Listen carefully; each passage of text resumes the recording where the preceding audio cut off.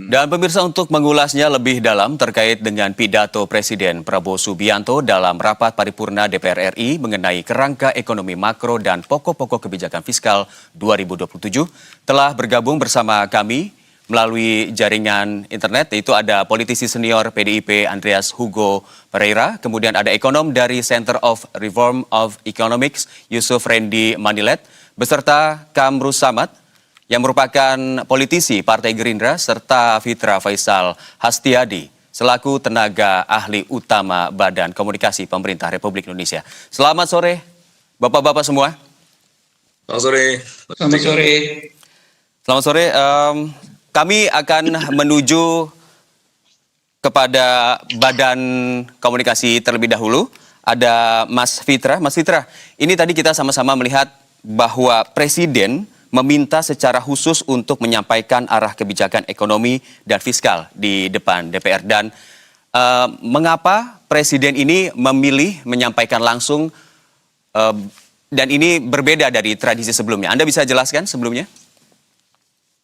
Ya, Mas Eka. Jadi kedatangan Presiden ini merupakan simbol komitmen bahwa Presiden berfokus kepada pencapaian-pencapaian ekonomi. Karena kalau kita bicara asacita ya, 5 dari 8 asacita ya, itu secara spesifik berbicara mengenai isu-isu ekonomi.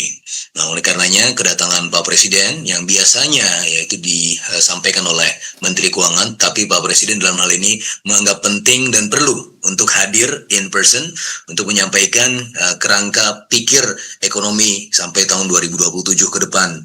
Dan tentunya kalau kita bicara mengenai momentum, Presiden juga ingin meyakinkan masyarakat, rakyat Indonesia, bahwa Presiden masih tetap berkomitmen untuk menjaga indikator-indikator makro supaya tetap intact dan tidak kemudian berdampak kepada masyarakat kebanyakan. Dan tentunya ketika Presiden menyampaikan kerangka ekonomi makro dan juga pokok-pokok kebijakan fiskal ke depan, itu adalah selaras dengan tantangan-tantangan yang akan kita lihat ke depan, yang mana tantangan yang akan kita hadapi adalah lebih besar tantangan-tantangan ekonomi.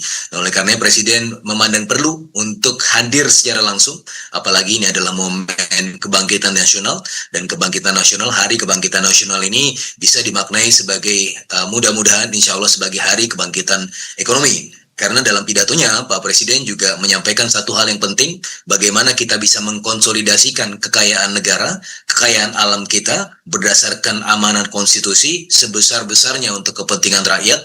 Selama ini kekayaan kita dicuri dari tahun 1991 sampai tahun 2024, 34 tahun kurang lebih dalam data yang kami kumpulkan, itu kita kehilangan lebih dari 900 billion US dollar, kalau dirupiahkan 15.400 triliun rupiah ya. Kalau kita bicara GDP itu 24 GDP kita itu kan setara 24.000 ya. Kalau dalam 24.000 triliun rupiah. Nah, itu 15.000 triliun, artinya ini luar biasa besar sekali kalau di-compare kepada GDP, itu hilang ya dalam konteks under invoicing. Nah, makanya dalam hal ini juga Presiden mengumumkan suatu hal yang penting dan belum pernah dilakukan sebelumnya, konsolidasi kekayaan negara, mencatatan ekspor ya terkait dengan barang-barang komoditas yang besar ya, seperti misalnya batu bara yang share-nya itu 8,6%, kemudian ada CPO juga 8,6%, ada ferroalloys yang 5,8%, itu all in all sekitar 23%, itu dimasukkan dalam fokus ya penataan tata kelola ekspor. Nah, dengan melakukan ini harapannya adalah ya kita akan memperbesar dan memperkuat fondasi ekonomi kita ya. Salah satunya kalau kita lihat tekanan paling besar dalam hal ini adalah tekanan rupiah. Memang tekanan rupiah di bulan Mei ini adalah lebih karena tekanan geopolitik dan juga tekanan dari sisi musiman ya, ada dividend repatriation, ada musim haji dan seterusnya. Tetapi di sisi yang lain kalau kita melihat dalam perjalanannya, rupiah sepanjang beberapa tahun terakhir itu akan terus melemah. Nah, kenapa? Karena fondasi strukturalnya, basis produktivitasnya itu terbatas. Dalam konteks ini, ekspor menjadi salah satu pola yang tidak kita lihat ini merupakan suatu pola yang perlu dibenahi ya. Jadi bagaimana kita bisa melihat fondasi ekonomi ke depan, memperkuat nilai tukar rupiah memperbesar cadangan devisa, ya salah satunya juga dengan memperbaiki tata kelola ya. Dalam konteks World Governance Indicator, tata kelola itu punya 6 dimensi, yaitu voice and accountability, political stability, control of corruption, government effectiveness, regulatory quality, and rule of law. Nah, semua ini itu masuk dalam selingkung tata kelola konsolidasi ekspor yang tadi juga diumumkan Pak Presiden dan juga dalam preskon yang tadi saya moderatori bersama dengan Pak Menko Erlangga, Pak Purbaya, dan juga ada juga Pak Kodari di situ ya sebagai Bakom, dan juga Pak Rosan Rosani ya sebagai Menteri Investasi, itu untuk menjelaskan ya kepada masyarakat bahwa hal ini adalah for the greater good ya, pembenahan tata kelola untuk pembenahan kekayaan negara sehingga pada akhirnya fokusnya kepada masyarakat dan kebangkitan ekonomi nasional gitu Mas Eka. Baik, Mas Faisal, sebelum saya beralih ke narasumber lain, singkat saja, apa sebenarnya pesan utama yang ingin ditegaskan oleh Presiden? Apakah ini merupakan sinyal politik sekaligus ekonomi begitu yang ingin ditampilkan kepada publik? Ya, yang jelas ini adalah simbol komitmen ya, sebagaimana yang saya sampaikan tadi bahwa pemerintah berkomitmen penuh untuk melakukan pencapaian-pencapaian ekonomi sesuai dengan rencana-rencana yang disampaikan. Mas Eka, kalau kita lihat ya tahun ini pertumbuhan ekonomi kita berdasarkan asumsi makro yang kita buat di tahun lalu, 16 Agustus 2025 disampaikan di dalam nota keuangan bahwa tahun ini pencapaian ekonomi targetnya 5,4%. Nah, di kuartal 1 kita sudah tumbuh 5,61%, dan sesempit pemahaman saya sebagai ekonom, hampir jarang sekali target ya, ketika bicara mengenai target pertumbuhan ekonomi misalnya, itu ketika dicanangkan satu target itu hampir jarang sekali tercapai ya. Tahun lalu saja sebenarnya memang hampir tercapai tapi tidak sampai juga ya. Tahun lalu asumsinya 5,2%, tapi pencapaiannya 5,11%. Nah, mungkin mulai tahun ini karena kita sudah mulai fokus kepada supply driven economy, bagaimana kita lihat pengumuman kemarin PMTB tumbuhnya 5,96%, di atas angka pertumbuhan ekonomi. Ini adalah tanda-tanda bahwa kita sudah mulai merubah struktur ekonomi kepada supply driven economy, sebagaimana supply driven growth ya, sebagaimana Jean Baptiste pernah berujar bahwa supply creates its own demand, industry create jobs, jobs creates income, dan pada akhirnya creates consumption. Nah, ini yang menjadi salah satu struktur atau fondasi berpikir ya Presiden untuk kemudian memompa ya ekonomi, dan tidak hanya dipompa tetapi diusahakan mencapai target bahkan melebihi target. Dan tahun ini saja meskipun asumsi kita 5,4%, melalui serangkaian simulasi econometrics itu dengan kondisi di kuartal 1 meskipun dengan ada tekanan geopolitik sekarang, tetapi kondisi 5,4% bisa saja tercapai lebih dari itu ya. Jadi angkanya bisa sampai 5,6 atau 5,7%, atau yang untuk yang paling optimis 6%. Oleh karenanya ketika Presiden juga mengumumkan target ekonomi di tahun depan, terutama pertumbuhan ekonomi itu dalam range 5,8 sampai 6,5%. Jadi kita dalam konteks ada satu adagium Jepang, Kaizen, continuous improvement. Jadi selalu tidak pernah puas dan selalu mengejar kesempurnaan, meskipun kesempurnaan itu milik Tuhan, tetapi kita terus berusaha untuk menjadi yang terbaik begitu, Mas Eka. Baik, Mas Faisal, ini berarti merupakan komitmen utama untuk Presiden lebih fokus kepada kebijakan ekonomi. Dan kita akan bergeser ke Bang Hugo selaku politisi senior PDIP. Anda melihatnya bagaimana? Apakah ini langkah yang baik-baik saja atau justru Anda melihat ada hal lain begitu, Bang Hugo?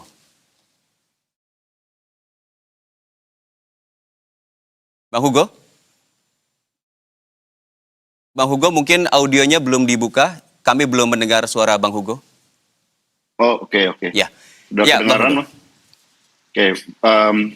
Bahwa Presiden hadir hari ini merupakan ya kalau dalam perjalanan paling tidak ketika saya di DPR ini pertama kali nih Presiden menyampaikan ya pesan atau pidato langsung berkaitan dengan kerangka ekonomi makro nih.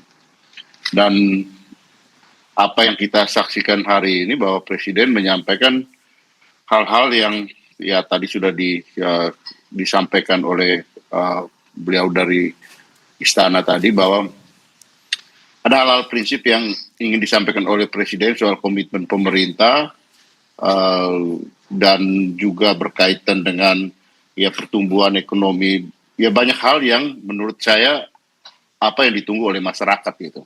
Dalam arti Presiden harus memberikan harapan-harapan optimistik di tengah situasi yang kita hadapi hari-hari ini. Ya situasi kesulitan ekonomi yang kita hadapi hari-hari ini. Tapi tentu apapun yang disampaikan, toh akhirnya yang terpenting itu bagaimana implementasinya di dalam bentuk program-program pemerintahan.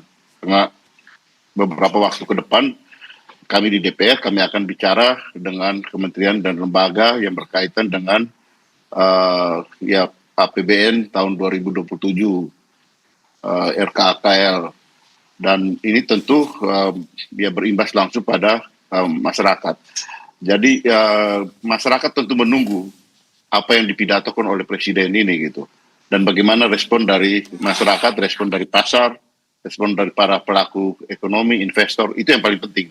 Karena itu akan berdampak pada masyarakat gitu. Jadi kita tunggu di dalam beberapa hari ke depan, di dalam beberapa waktu ke depan, bahwa apa yang dipidatokan oleh Presiden ini kemudian terasakan di masyarakat. Bahwa apa yang beliau sampaikan adalah poin-poin komitmen yang menurut kami ya hal yang baik gitu. Dalam arti saya mengikuti paling tidak 3 pidato beliau di gedung MPR ya, gedung kura-kura, kalau kami biasa menyebut gedung kura-kura, yang hari ini di mana kami mendengar langsung dari Presiden sejak beliau berpidato pada tanggal 20 Oktober tahun 2024 ketika beliau dilantik, kemudian pidato kenegaraan 17 Agustus tahun 2025.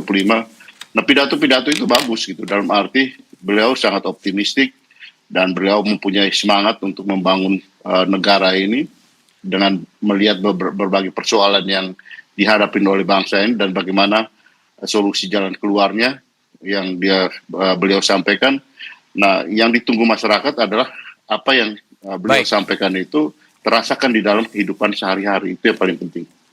Baik, Bang Hugo, tapi Anda melihatnya apakah yang diungkapkan oleh atau yang dipaparkan oleh Presiden ini merupakan target yang bisa disebut realistis untuk di periode berikutnya? Ya, saya bukan ekonom, tapi saya lihat ya bahwa apa yang disampaikan dalam kerangka untuk kepentingan beliau sebagai seorang pemimpin ya tentu harus optimistik dengan situasi yang dihadapi. Karena kalau pemimpin tidak optimis ya rakyat akan makin melempem ini suasana kehidupannya. Dan apa yang beliau sampaikan itu dengan nada yang optimistik untuk ke depan. Nah, tinggal bagaimana pelaksanaan di bawahnya gitu. Apa yang semua kita omongkan baik, tapi kalau di dalam realita pelaksanaannya tidak seperti apa yang dibicarakan, nah itu kan nanti kita lihat gap-nya di situ gitu. Jadi apa yang satunya kata dengan pelaksanaannya itu yang paling penting gitu. Dan saya kira beliau menghadapi dan beliau juga menyampaikan, tadi saya catat ada poin yang penting, beliau menyampaikan bahwa kendala di dalam pelaksanaan proses pemerintahan itu banyak hal terjadi di birokrasi. Betul. Dan menurut saya itu betul gitu, bahwa politik memutuskan, yang melaksanakan itu adalah birokrasi. Baik, Bang. Dan kita berhadapan dengan persoalan birokrasi yang sekian lama, ya kita tahulah bagaimana situasi dan birokrasi di kita. Nah, ini juga harus diperbaiki gitu. Sehingga dengan demikian apa yang dipidatokan itu dilaksanakan sesuai dengan rencananya gitu. Ya, kami mendapat politik memutuskan, birokrasi yang melaksanakan, dan rakyat yang akan merasakan itu gitu. Ya, bahwa kami mendapat poinnya bahwa PDIP juga melihat bahwa Presiden juga optimistis terkait dengan target-target dan capaian di periode berikutnya. Kita akan bergeser ke politisi dari Partai Gerindra. Sudah bergabung bersama kami, ada Mas Kamru Samad. Selamat sore, Mas. Mas, bagaimana Partai Gerindra memaknai langkah Presiden ini yang dinilai tidak biasa untuk hadir memaparkan pandangan ekonomi atau arah ekonomi dan kebijakan fiskal di tahun ini?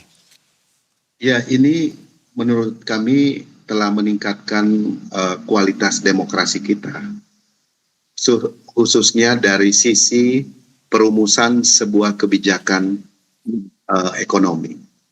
Karena Presiden memandang di dalam camp PPKF itu ada target penurunan angka kemiskinan yang ingin dicapai.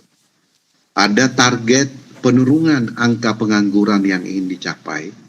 Ada target nilai tukar nelayan, nilai tukar petani. Kemudian ada target bagaimana lifting minyak kita untuk tahun 2027, dan banyak lagi kerangka makro yang selama ini menjadi acuan di dalam menyusun rencana kerja tahunan kita.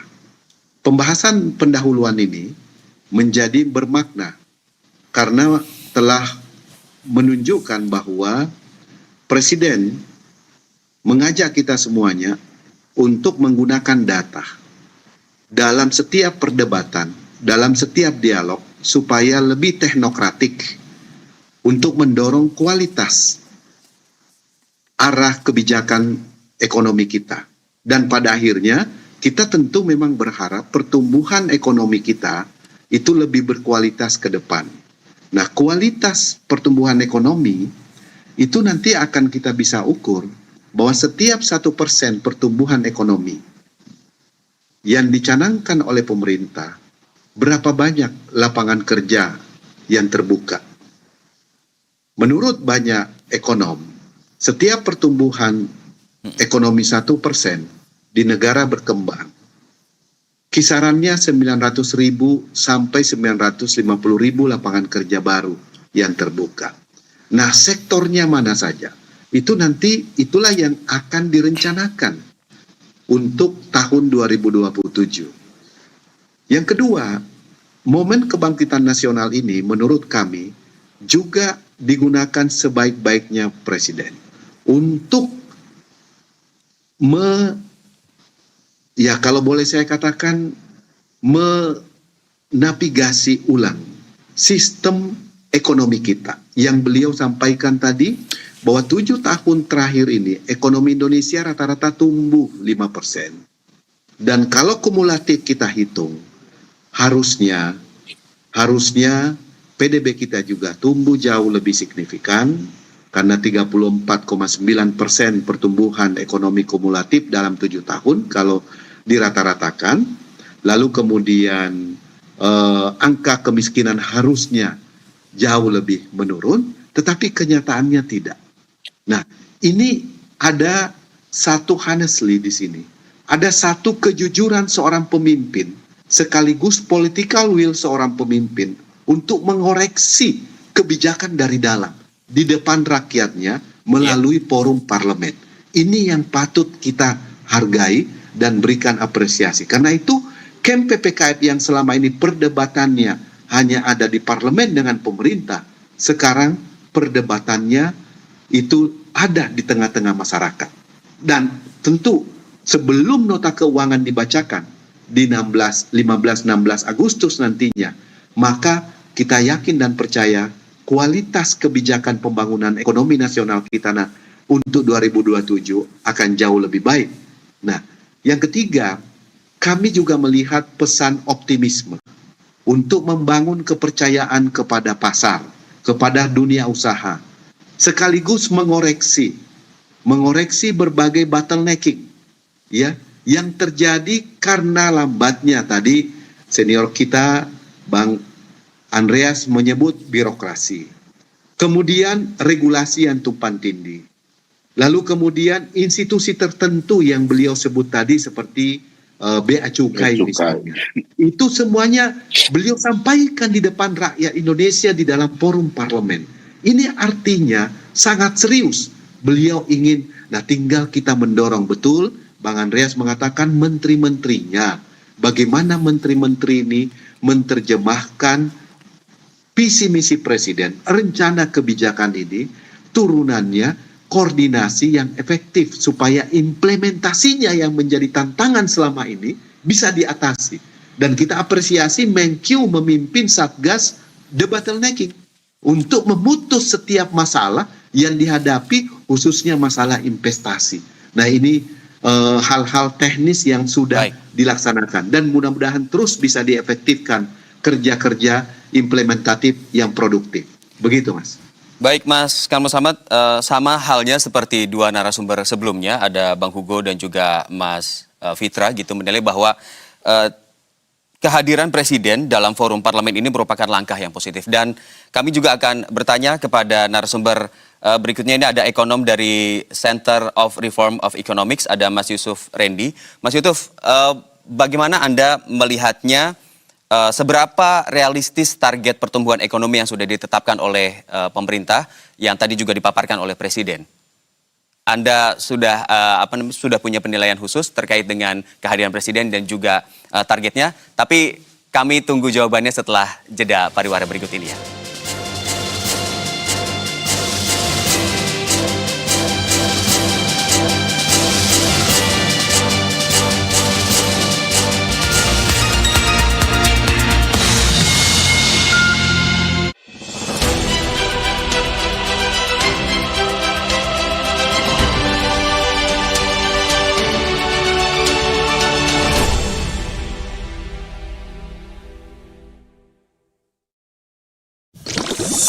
Di sini, kesegaran air murni Cleo terasa setiap hari.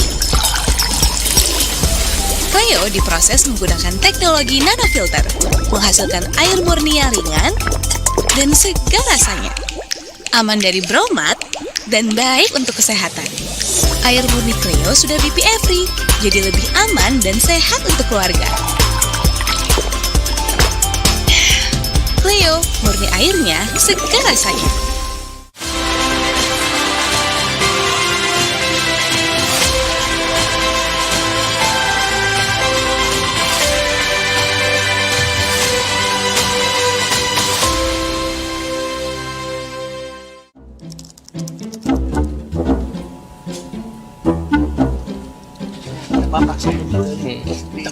Masa kayak gitu dia? Iya. Kalau jam 7 harusnya udah nggak ada. Biasanya jam... Rame nggak sih? Apa yang mungkin anak produksi kali ya? Ini dari...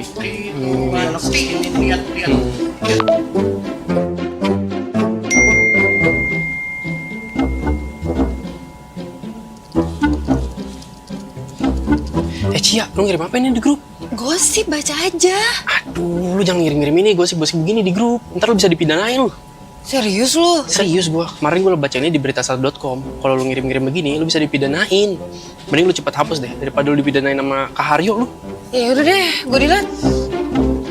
Makanya jangan asal share. Sebelum baca, berita1.com. Ini si Cia malah ngegosip-gosip di grup. Selengkapnya di berita1.com.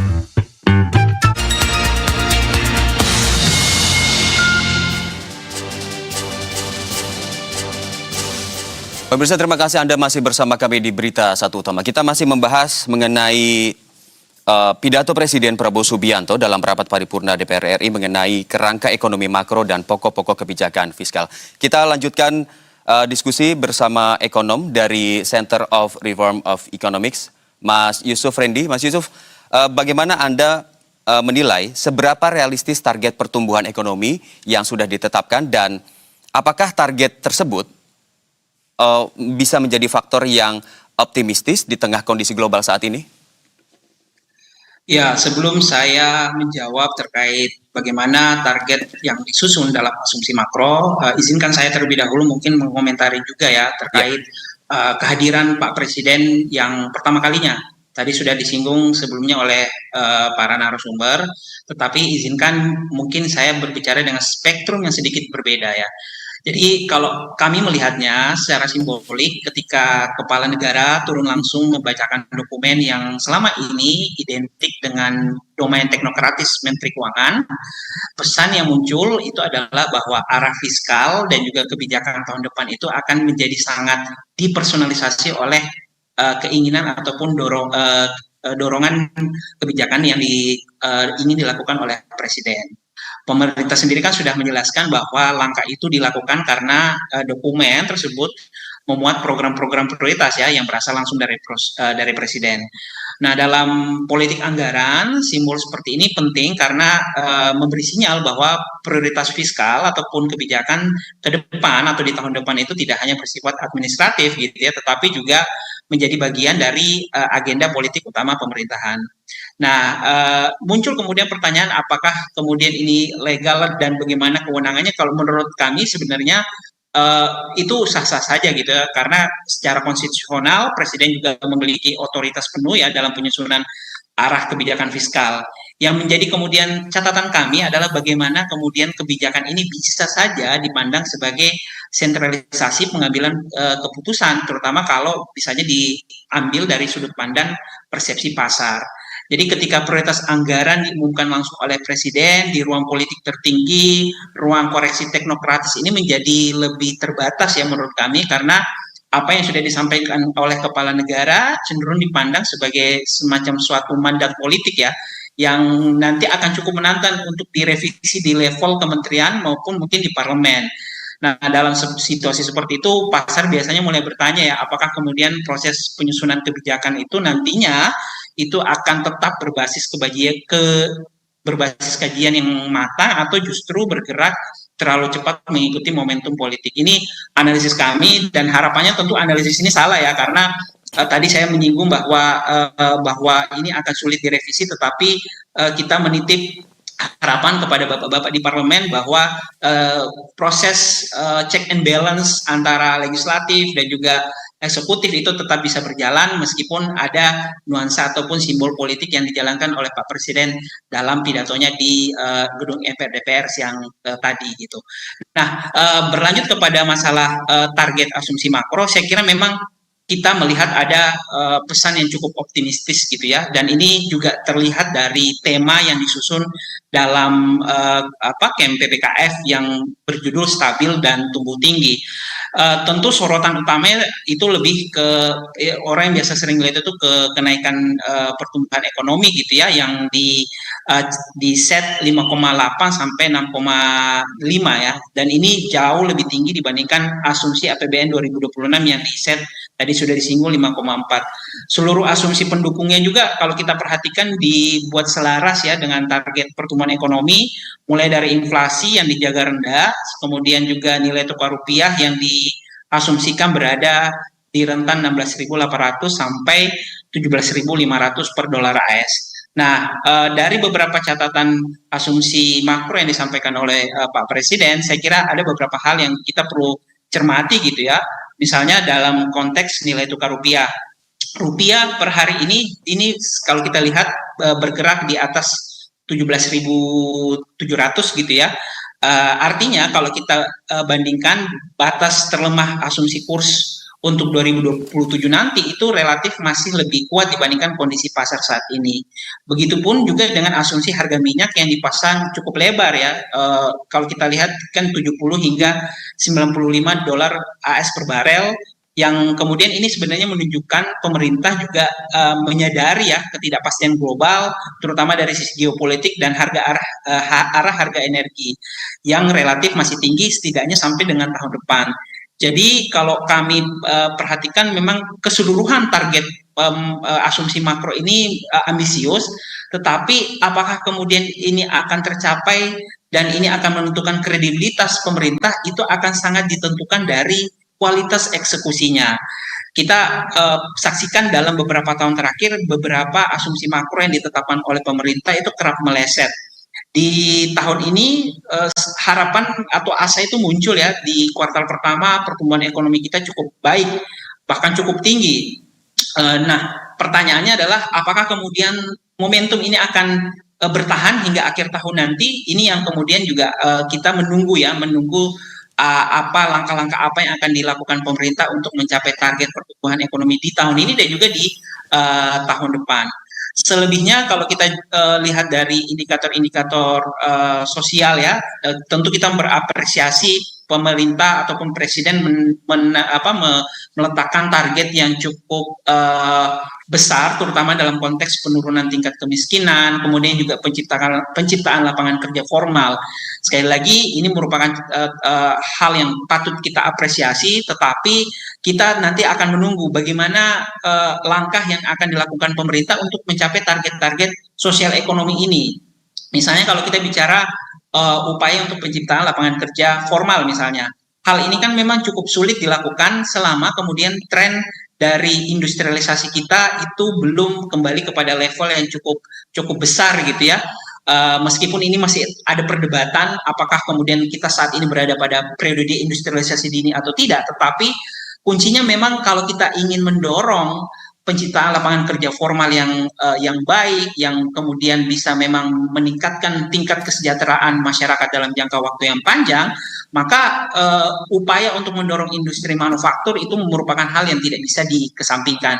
Kita tentu menunggu apakah kemudian ada langkah baru yang akan dilakukan pemerintah dalam dokumen KMPPKF, dalam apa yang akan disampaikan Pak Presiden nanti di penyampaian nota keuangan. Tetapi kami titipkan bahwa apa yang terlihat optimis gitu ya yang disampaikan oleh Pak Presiden juga perlu kita tunggu bagaimana realisasinya untuk tadi, karena realisasi dari beberapa asumsi makro yang disampaikan ini pada akhirnya memang akan dikembalikan ke masyarakat, baik dari sisi dikembalikan bagaimana kemudian ini dirasakan dan juga dikembalikan bagaimana apakah kemudian ini bisa tercapai atau tidak. Seperti itu, Mas Eka. Ya, Mas Yusuf juga tadi menggarisbawahi bahwa ada khawatiran bahwa pesan yang disampaikan oleh Presiden ini merupakan jadi mandat politik begitu ya di pasar agar investor juga jadi bertanya-tanya. Dan ini bagaimana pihak pemerintah, perwakilan pemerintah menanggapi hal itu, kekhawatiran apa yang disampaikan oleh Presiden di parlemen itu menjadi mandat politik. Silakan Mas Fitra. Ya tidak perlu khawatir ya, karena saya orang pasar juga. Jadi kalau bicara denyut nadi pasar, ketika kita memperhatikan high frequency data, itu tidak menunjukkan kegelisahan ya, bahkan justru nilai tukar menguat ya, menjadi kalau sebelumnya sudah sampai 700 ya 17.700, sekarang menjadi 17.600 atau bahkan mendekati 17.500. Ya partially memang karena ada 50 basis point kenaikan buy rate, tetapi di sisi yang lain ya kalau kita melihat ini sejalan ya dengan potensi ekspektasi positif ya daripada pelaku pasar. Ini proses teknokratis yang biasa saja ya, itu tidak perlu ditakutkan ya. Jadi kehadiran Presiden di sini kan jadi menunjukkan ya bahwa Presiden berkomitmen terkait dengan target-target ekonomi.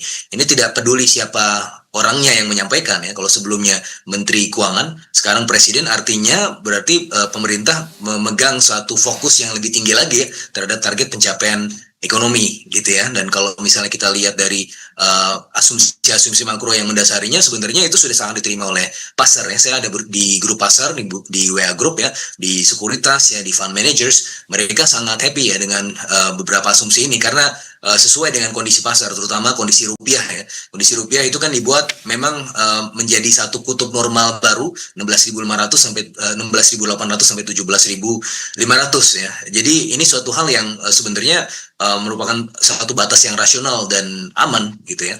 Nah di sisi yang lain kalau kita melihat kenapa sih rupiah hari ini melemah gitu ya, itu kan tadi saya sudah sampaikan ya. Jadi kalau kita dalam ekonomi itu ada econometrics ya. Econometrics kita bisa ukur dalam variance decomposition. Pertama yang paling besar sumbangannya adalah US Treasury yield yang meningkat ya, karena memang ada iklim geopolitik yang meningkat. Lembaga asuransi di Amerika Serikat perlu mencairkan klaimnya, butuh cash, mereka jual bond sehingga harganya jatuh, yieldnya naik dan memberikan tarikan gravitasi pada emerging markets. Itu yang pertama, dan itu terkait dengan risiko global. Yang kedua VIX ya. VIX itu global risk premium yang juga menjadi salah satu penghala atau pembuat rupiah yang menjadi tertekan ya sepanjang terutama bulan April dan Mei ini.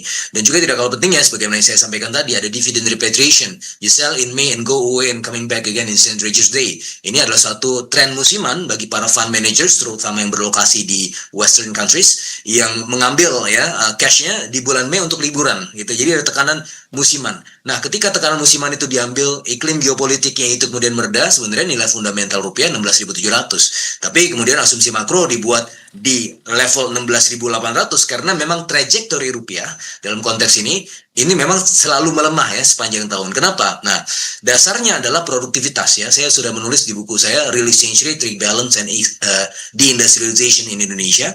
Salah satu pembuat nilai tukar kita tertekan ya sepanjang 20 tahun terakhir itu salah satunya adalah karena kinerja industri yang terbatas. Maka di Astacita nomor 5 itu ada industri ya dan juga pushing industries dan itu sudah kelihatan ya dalam konteks Q1 growth kemarin PMTB tumbuhnya 5,96%. As opposed to tahun lalu kuartal 1 itu cuma 2,12%. Artinya dalam kondisi ini sudah terjadi perubahan struktur ekonomi. Nah, kalau misalnya ekonom hanya melihat struktur ekonomi yang lampau ya bahkan kalau standar IO BPS itu cuma dari tahun 2016. Kalau pakai basis data itu sudah tidak relevan lagi. Karena sekarang kita sudah memakai perubahan struktur ekonomi di mana dalam hal ini supply driven growth menjadi panglima dalam roadmap pembangunan ekonomi ke depan begitu Mas Eka.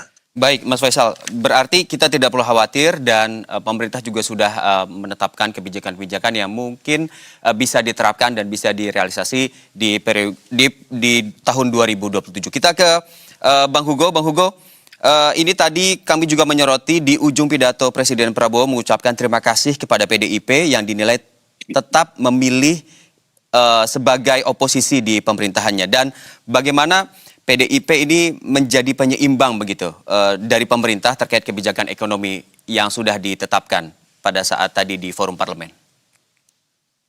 Ya, ini kan konsekuensi logis dari proses politik yang terjadi sebelumnya. Bahwa PDI Perjuangan partai yang tidak memenangkan pemilihan presiden, ya hal yang biasa kita tidak di pemerintahan gitu. Tapi kita juga ikut di dalam proses pemerintahan ya di DPR kan PDI Perjuangan ya partai pemenang, ada ketua DPR Ibu Puan di situ, ada ya pimpinan komisi yang kita berbicara dalam kerangka kepentingan nasional kita ya termasuk juga memberikan masukan-masukan, memberikan pandangan-pandangan kritis terhadap pemerintah. Dan itu hal yang perlu dan di dalam negara demokrasi seperti apa yang kita jalankan di Indonesia. Dan tadi saya lihat bahwa Presiden juga mengapresiasi sikap PDI Perjuangan tersebut gitu. Justru kita membutuhkan, artinya kita dalam hal ini bangsa ini, negara ini membutuhkan ada pandangan-pandangan lain gitu. Tidak bisa juga di dalam mengurusi negara ini orang hanya memberitahukan hal-hal yang baik, memuji-muji pemerintahan, memuji-muji presiden di situ. Nah, itu justru berbahaya gitu di dalam ya proses politik, proses pemerintahan. Dan PDI Perjuangan selama ini menyampaikan sesuatu yang kita pandang apa yang menjadi kepentingan kita bersama, terutama kepentingan rakyat. Tadi yang saya katakan tadi bahwa kita bisa bicara semua hal bagus-bagus, tapi kalau rakyat merasakan hal yang berbeda. Baik. Nah, ini kan yang menjadi concern PDI Perjuangan gitu. Kita bisa bicara bahwa misalnya tadi kan kita lihat juga bahwa pandangan optimis presiden itu baik gitu, bahwa kita mentargetkan nilai tukar kita tadi berapa 17.600 sekian itu. Tapi kan kita tahu hari ini kan sudah melewati itu gitu hari-hari ini. Dan ini tentu harus kerja keras gitu dari pemerintah untuk kemudian ya menjaga stabilitas nilai tukar rupiah ini gitu. Karena ini menjadi salah satu hal yang menjadi perhatian para pelaku ekonomi di kita. Baik. Juga banyak hal yang ya misalnya soal MBG ya. Sekarang kan tadi juga kita lihat Menteri Keuangan menyampaikan bahwa akan ada efisiensi pemotongan dari anggaran untuk MBG ini gitu. Ini kan kalau dari bagian juga dari apa yang kami sampaikan berdasarkan apa yang kami perhatikan di masyarakat gitu. Karena itulah tugas dari sebagai DPR, sebagai anggota DPR yang kami punya ya struktur, kami punya anggota-anggota yang juga ada di lapangan yang memperhatikan bagaimana implementasi daripada apa yang disampaikan oleh Presiden dan kemudian apa yang muncul menjadi program-program pemerintahan. Iya. Semua hal bisa dibicarakan baik, tapi kalau yang dirasakan rakyat berbeda kan, ya ini kan hal yang perlu kritisi hal-hal perlu disampaikan kepada pemerintah. Ya, baik Bang Hugo, karena Begitu Mas. ya, betul sekali karena PDIP hadir sebagai penyeimbang pemerintah tentunya di kancah perpolitikan di Indonesia. Kami bergeser ke narasumber berikutnya, ada Mas Kamru Samad. Mas Kamru Samad, bagaimana Gerindra Mas Eka. melihat potensi dampak dari kebijakan yang telah dipaparkan ini? Singkat saja. Kalau KEM PPKF, Mas Eka, masih harus melalui pembahasan pendahuluan. Untuk lifting minyak sendiri akan dibahas di Komisi 12. Kemudian untuk target pertumbuhan ekonomi dan beberapa variabel makro dibahas di Komisi 11. Kemudian untuk sinkronize penerimaan dan belanja itu di Banggar. Jadi pemerintah biasanya akan mengutus Menteri Keuangan, Kepala Menteri PPN dan Kepala Bappenas, kemudian Otoritas Moneter, kemudian Otoritas Jasa Keuangan, biasanya juga LPS ikut, dan juga BPS untuk mendukung data-datanya. Nah, dalam pembahasan itu sebelum pembahasan didahului pandangan secara kolektif, secara institusional di tiap-tiap fraksi melalui sidang paripurna berikutnya. Lalu kemudian pemerintah, dari paparan ini fraksi akan memberikan pandangan. Lalu kemudian pandangan itu, apa yang menjadi catatan tadi, setiap fraksi akan dijawab lagi oleh pemerintah berikutnya melalui sidang paripurna. Setelah itu diserahkan ke komisi terkait alat kelengkapan dewan yang saya sebutkan tadi. Sehingga pembahasannya masih. Nah, setelah selesai kembali ke paripurna, lalu kemudian DPR akan menyerahkan ke pemerintah dan pemerintah akan mengadjustment kembali dan sekaligus menindaklanjuti dalam sebuah nota keuangan RAPBN 2027 yang biasanya dibacakan oleh Presiden pada tanggal 16 Agustus setiap tahunnya. Setelah itu baru kembali lagi ke DPR untuk dibahas di masing-masing alat kelengkapan dewan. Jadi prosesnya masih, ruang publiknya masih sangat terbuka untuk memberikan masukan.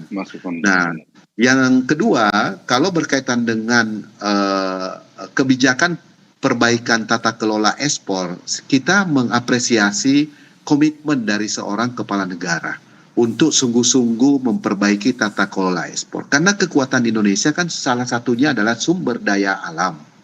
Nah, sumber daya alam kan di dalam konstitusi kita disebut dengan jelas, tekstual, bahwa harus digunakan untuk kemakmuran rakyat. Nah, ini yang mau diwujudkan, amanat konstitusi di pasal 33, inilah yang mau diwujudkan oleh seorang kepala negara, Presiden Prabowo. Karena itu kita beri kesempatan kepada pemerintah untuk menata kelembagaan, SDM personalia, kemudian aturan main, regulasinya, yang kemudian fungsionalnya nanti, implementasinya, tentu perlu waktu. Dan kita dorong supaya pemerintah bisa berlari cepat di tengah tuntutan masyarakat yang harapannya yang begitu besar. Nah, yang terakhir yang saya ingin sampaikan, tradisi ini harus terus dijalankan, dan perdebatan di awal di pembahasan pendahuluan dengan melibatkan publik itu memberikan positioning kelembagaan bagi parlemen yang sangat baik dari segi kualitatif untuk menyerap aspirasi. Kemudian juga dari segi pemerintah, kami menilai ini adalah political will yang patut diapresiasi oleh seorang kepala negara. Dan soliditas dan dukungan dari parlemen tentu dilihat dari segi perdebatan, penyajian data, komparasi dari setiap temuan-temuan. Nah, dan kita akan mendengarkan bagaimana transmisi kebijakan yang akan didorong oleh pemerintah untuk mencapai target-target KEM PPKF, pertumbuhan ekonomi, sampai dengan lifting minyak, sampai dengan angka pengangguran dan kemiskinan. Itu kita akan dengarkan transmisi kebijakan seperti apa yang akan didorong untuk 2027. Itu saya kira, Mas Eka. Baik, terima kasih atas pandangannya dan semoga proses ini berjalan dengan lancar dan kita juga bisa merealisasikan target-target yang sudah ditetapkan. kita selanjutnya terakhir ke Mas Yusuf. Mas Yusuf, faktor apa saja yang paling menentukan keberhasilan target ekonomi dari pemerintah? Dan tadi Mas Faisal sudah menggarisbawahi tidak perlu khawatir, kemudian Bang Hugo juga kita harus tetap realistis begitu, dan Mas Kamrul Samad juga kita ikuti prosesnya yang ada. Anda bagaimana penilaiannya? Yang pasti asumsi makro itu kan tidak boleh rigid. Kalau menurut kami sifatnya fleksibel, artinya harus terbuka ruang untuk kembali disesuaikan seiring dengan perkembangan dari katakanlah kondisi ekonomi global ataupun kondisi ekonomi domestik di tahun depan. Jadi saya kira memang pemerintah perlu mengambil posisi untuk kemudian tadi ya menyampaikan angka-angka yang optimis, tetapi di saat yang bersamaan juga sekali lagi nanti ini masih dalam proses, masih akan ada semacam digodok kembali gitu ya angka-angka yang tadi disebutkan sampai kita nanti ketemu di bulan Agustus dan bahkan setelahnya ketemu angka APBN secara utuh gitu.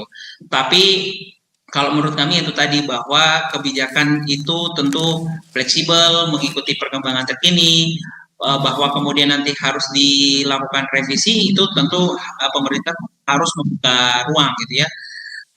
Yang juga nanti akan diukur gitu ya seberapa jauh kemudian pemerintah bisa mengejar target pertumbuhan ekonomi yang terutama yang ditetapkan ya dalam APBN 2027 nanti, sehingga kami menaruh harapan bahwa asumsi yang nanti ditetapkan sekali lagi di APBN itu adalah asumsi yang betul-betul mencerminkan bagaimana kondisi ekonomi kita saat ini, dan juga yang tidak kalah penting juga cukup harus menggambarkan bagaimana realita di lapangan gitu ya. Di saat yang bersamaan itu menurut kami publik juga akan menunggu ya, apakah akan ada semacam terobosan-terobosan ya, selain tadi mengenai badan ekspor, tentu publik juga menanti apakah akan ada terobosan-terobosan kebijakan dalam jangka panjang yang bisa mengubah spektrum dari pembangunan jangka panjang. Karena saya kira Pak Prabowo dan jajarannya kan merupakan bagian yang ikut mengisi bagaimana pemerintah ini akan mengejar target visi Indonesia Emas 2045, sehingga yang juga patut akan ditunggu adalah bagaimana kebijakan-kebijakan visioner jangka panjang. Baik. Jadi kalau menurut saya seperti itu, Mas Eka. Baik, terima kasih atas pandangan dan juga pembahasannya hari ini. Terima kasih untuk ekonom dari Center of Reform on Economics, Yusuf Rendy. Kemudian tadi sebelumnya ada Mas Kamrul Samad selaku politisi dari Partai Gerindra. Dan ada Bang Hugo juga dari politisi senior PDIP. Serta Fitra Faisal Hastiadi selaku tenaga ahli utama Badan Komunikasi Pemerintah Indonesia. Dan terima kasih Bapak-Bapak atas waktunya. Semoga apa yang sudah dicanangkan, apa yang sudah ditetapkan bisa terrealisasi dengan baik. Terima kasih, selamat sore.